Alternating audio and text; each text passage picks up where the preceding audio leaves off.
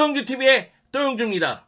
리오넬 메시가 바르셀로나가 아니라 미국의 인터 마이애미로 이적을 했습니다. 아쉽다! 아쉬워! 너무 아쉬워! 사실 아름다운 꿈을 꿨습니다.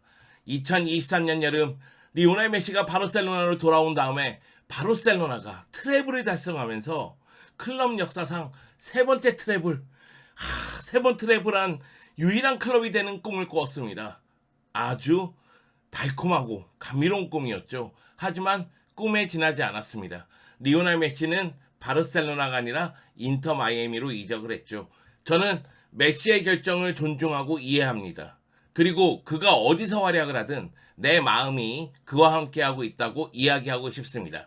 여하튼 메시의 이적사가 굉장히 시끄러웠었는데 결국 어떻게 전개가 됐는지, 어떻게 마이애미로 가게 됐는지 한번 돌아보고자 합니다. 그럼 가보자고요. 고고고! 사실 저는 메시가 바르셀로나로 돌아오고 싶어 한다고 생각을 했습니다. 메시가 바르셀로나에서 친구들을 만나는 장면이 굉장히 많았잖아요. 그렇기 때문에 바르셀로나로 돌아오고 싶어 하는 것 아닌가 이런 생각이 들었었는데 바르셀로나의 상황이 녹록지 못했어요. 메시를 영입하기에는 재정적인 압박이 너무 심했거든요. 그러다 보니까 결국 타 클럽으로 이적할 가능성이 대두가 됐고 그 중에서는 역시 메시 입장에서는 유럽 내에서는 타 클럽으로 가지 않기 때문에 타 대륙으로 갈 가능성이 컸고 결국 사우디아라비아의 알 히랄과 그리고 미국의 인터 마이애미가 메시 영입에 굉장히 적극적이었던 것은 이미 알려진 사실이죠. 그 가운데서 메시가 마이애미를 선택을 했습니다. 그러다 보니까 인터 마이애미 같은 경우에도 SNS를 통해서 메시 영입을 암시하는 모습이 있었고요. MLS 같은 경우에는 공식적으로 지난 9일 성명을 발표합니다. 메시가 인터 마이애미 합류한다는 소식을 전해서 너무나 기쁘다. 축구 역사상 위대한 선수가 오는 것에 대해서 환영하고 기대가 된다고 이야기를 했죠. 그리고 로마노 기자 같은 경우에도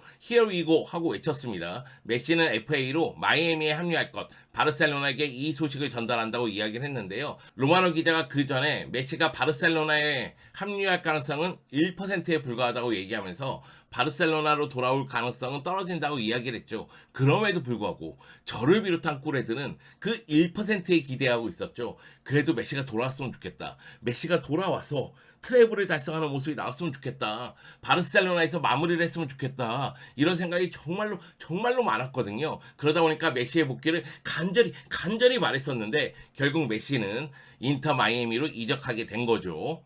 바르셀로나 같은 경우에도 메시 복귀를 추진했지만은 실패했다는 사실을 인정을 했습니다. 라포르타 회장, 차비 감독, 메시까지 모두 복귀를 원했다고 해요. 물론 이제 메시 같은 경우에는 차후 인터뷰에서 라포르타 회장과 그렇게 많은 대화를 나누지 않았지만은 차비 감독과 이야기를 많이 나눴었다는 이야기를 했죠. 그런데 바르셀로나 같은 경우에는 라리가 셀러리 캡을 맞추기가 상당히 어려운 상황입니다. 바르셀로나의 재정적인 문제는 어제 오늘의 일이 아니죠. 계속해서 바르셀로나의 발목을 잡고 있는 상황이다 보니까 바르셀로나 입장에서도 메시 영입에 대해서 적극적으로 나서기가 좀 어려웠어요.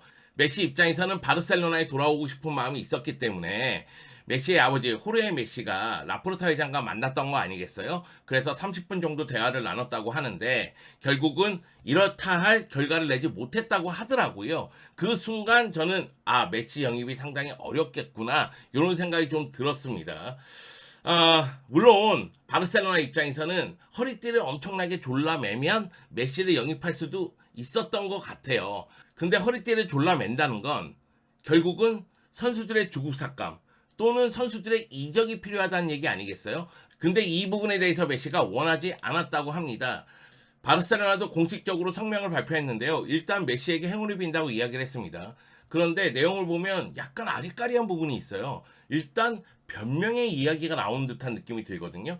메시에 대해서 바르셀로나도 제안을 했다. 그런데 메시가 인터 마이애미를 선택한 거다. 이런 뉘앙스의 발언이 있습니다. 그 얘기는 뭐냐면 우리는 최선을 다했지만 메시가 우리가 아니라 인터 마이애미를 선택한 거다. 이런 이야기죠. 그리고 또 한 가지는 라포르타가 얘기하는 부분인데 글쎄요. 이 부분을 어떻게 이해해야 될까요? 메시가 최근 몇 년간 받은 집중과 압박을 벗어나고자 하는 결정을 이해하고 존중하기로 결정했다. 이게 무슨 얘기인가요? 결국은 메시가 최상위권에서 뛸 때 스트레스를 많이 받았기 때문에 결국 하이리그로 간다. 이런 식의 뉘앙스거든요. 이거는 저는 이해하기가 너무 어려워요. 사실 라포르타 회장은 아, 이걸 너무 떨어요. 이게 문제야. 말이 너무 많아. 사실 많은 꿀애들이 메시가 복귀할 거라고 기대했던 이유는 라포르타 회장에게 기자들이 메시 돌아옵니까? 이럴 때 약간 돌아온다는 뉘앙스의 멘트를 한 적이 있거든요. 그러다 보니까 메시 복귀하나 보다 이런 생각이 드는 거죠. 결국은 라포르타 회장 같은 경우에는 순간순간 그냥 멘트로서 그 위기를 넘어간 듯한 그런 느낌이 든단 말이죠. 사실 메시가 떠날 때도 마찬가지입니다. 회장된 이유도 메시는 남긴다고 해서 회장된 거예요. 그리고 나서 자신은 메시를 남길 것이다. 우리는 노력을 한다. 이런 얘기 하더니만 노력을 했어도 안 된다. 이 뭔 소리요? 참나. 그러니까 그때도 그렇고 지금도 그렇고 라프로타 회장의 태도가 간절한가? 정말 메시를 잡고 싶은 마음이 있었나? 이런 의구심이 드는 거예요. 그리고 이런 식의 성명은 정말 좋지 못합니다. 그러니까 메시가 결국은 다른 팀을 선택하게 됐다. 그 부분에 대해서 팩트 얘기하고 우리도 노력하려고 했지만은 우리가 부족했다. 이렇게 얘기를 해야죠. 이거는 뭐야? 참나. 여하튼 메시가 인터 마이애미 선택한 것에 첫 번째 상처를 받았고 요 공식 성명에 두 번째 상처를 받았습니다. 모든 꿀애들은 그럴 거예요. 왜냐면은 그런 거 있잖아요. 열심히 노력했는데 안 됐어. 이해해. 그런데 열심히 노력한 것 같지도 않은데 노력한 척 하면은 빡 돌잖아. 화나잖아. 뚜껑 열리잖아. 그런 상황이 아닌가 싶어요. 물론 이제 라포르타 회장이 앞으로 어떻게 팀을 이끌고 어떤 식으로 팀의 재정적인 문제를 해결할지를 봐야 되겠지만은 이런 식의 태도는 좋지 못합니다. 눈 가리고 아웅이에요. 우리가 이 상황을 모릅니까? 다 알고 있단 말이에요. 여하튼 답답함을 전합니다.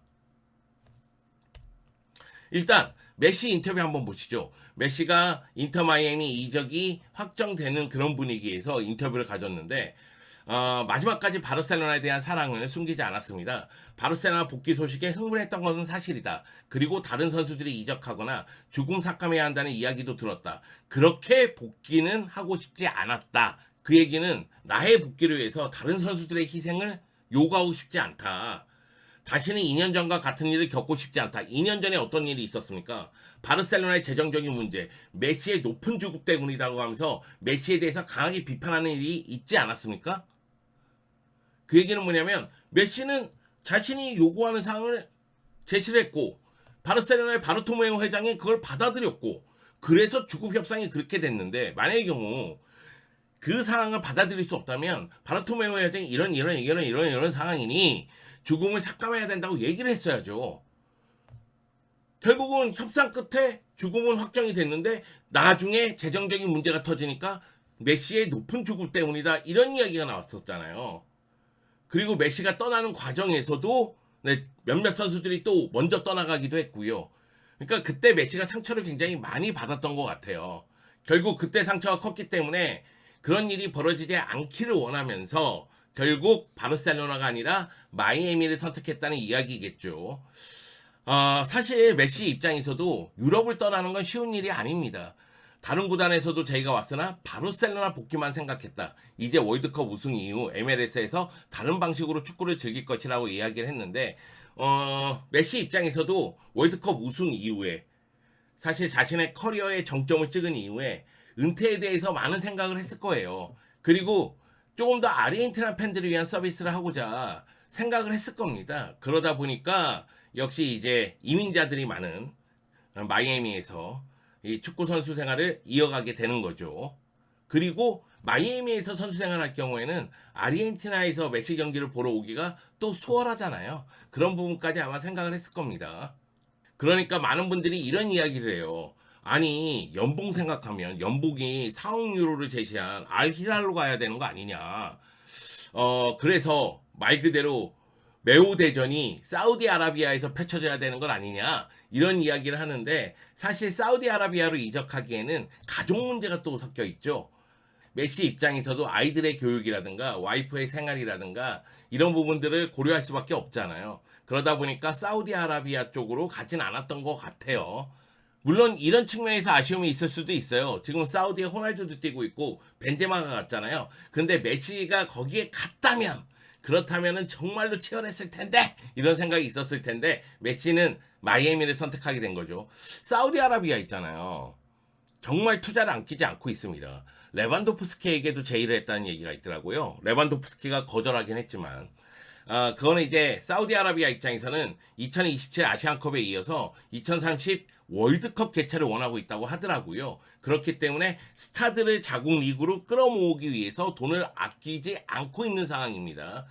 앞으로도 스타들이 사우디아라비아로 많이 넘어갈 것 같아요. 그러면서 사우디아라비아에서 마지막을 장식하고자 노력을 할 것 같은데, 그러나 메시는 인터 마이애미를 선택했습니다. 한번 생각해보죠. 연봉이 4억 유로인데 야, 그 정도면 좀 가족끼리 떨어져 있어도 되는 거 아닌가? 이런 생각이 좀 들 수도 있잖아요. 나라면 그래요. 나라면 가요. 나는 진짜 달려간다 사우디로. 그런데 메시 입장에서는 마이애미로 이적하면서 마이애미에서도 얻을 수 있는 소득을 많이 얻게 됩니다.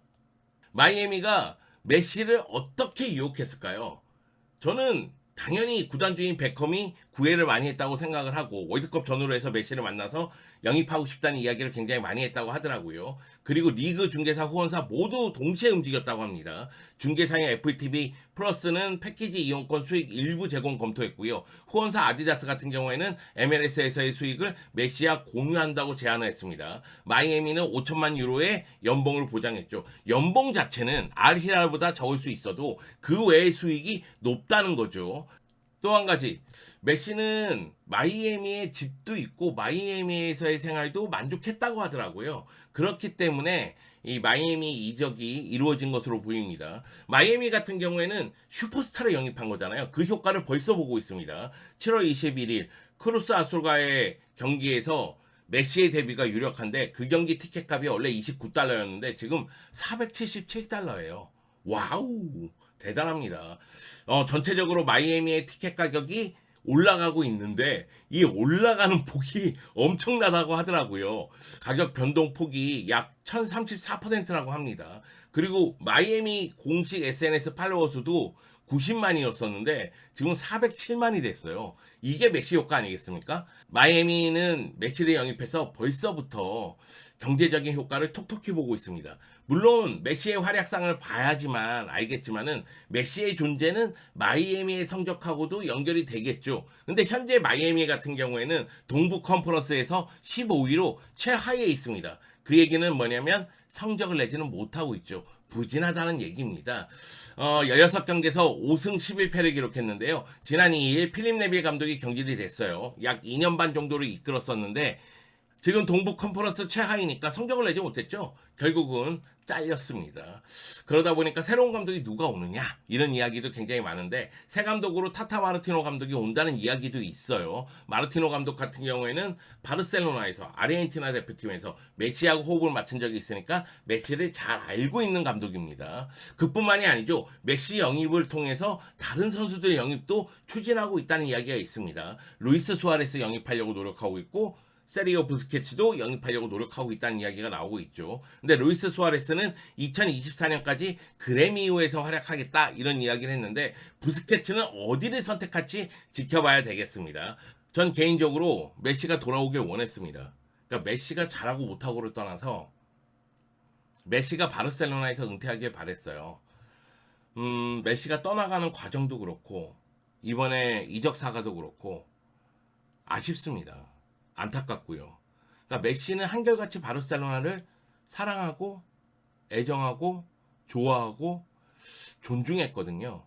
근데 바르셀로나가 역사상 최고의 선수를 대우하는 게 너무나 아쉬워요. 네. 그런 측면에서 좀 많이 아쉽긴 합니다. 그리고 저는 메시가 마이애미로 떠나게 된 것도 이해합니다.